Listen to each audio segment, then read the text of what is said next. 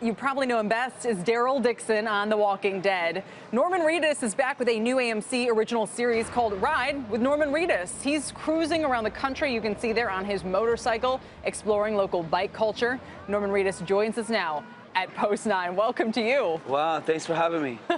You haven't been before to the New York Stock Exchange? I've never been here, no.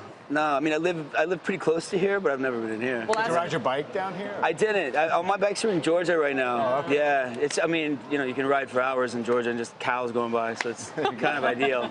Well, we'll ask you for your stock picks later. But I have to say, alarm bells went off among fans of the show when they heard you were coming on. And for those who hadn't heard about your new series. And here's why. They all want to know, does this mean that Daryl is on the show?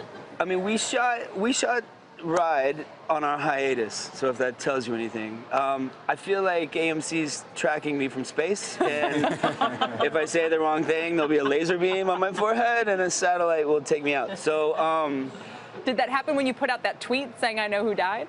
No, I mean, the thing is, I did know who died, and so I said the truth. But I think that our actors on our show get bombarded with that question so often that, to just wave a white flag is probably a smarter decision.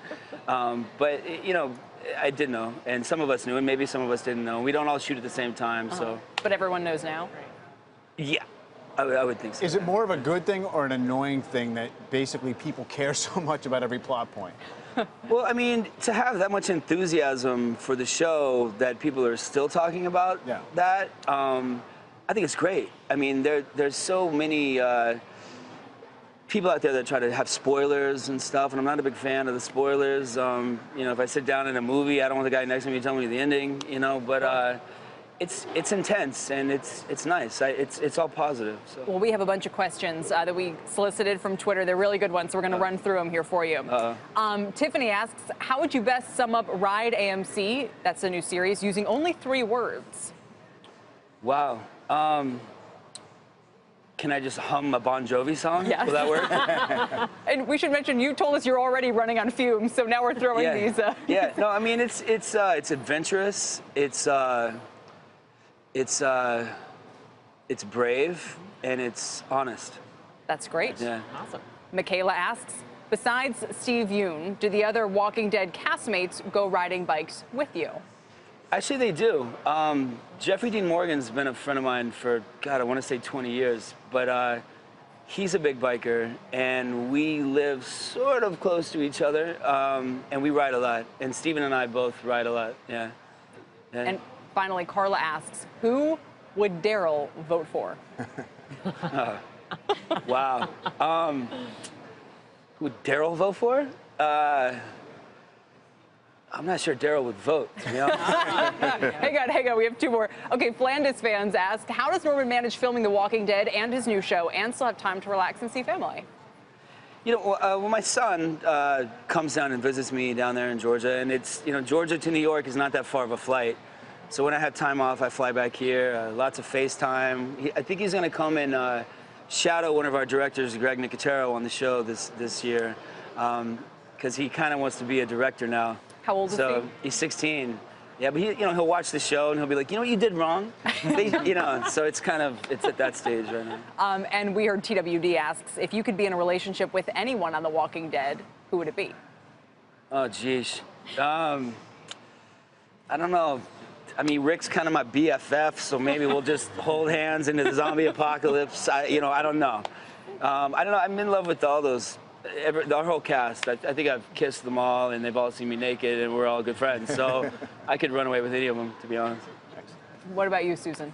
Well, what do you think accounts for the intense popularity of the show? You couldn't walk across the floor of the stock exchange just now without getting mobbed by people and people wanting to take your photograph. So what do you think is that resonates so much with fans?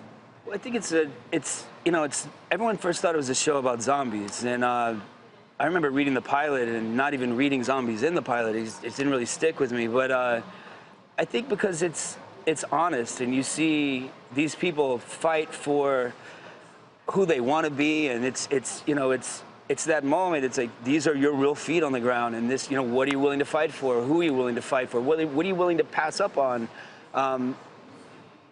That's what the show is. It's an honest depiction of people working together to get through this, and their true colors come out. And some people rise to the occasion, and some people fail miserably. And you know, you root for them. We should mention on that note that you know, this is based on a comic book series. Your character wasn't in that series, right, but you were part of the first season, and you were such a fan favorite. Not only are you now part of every season, but you're still the fan favorite, it seems like.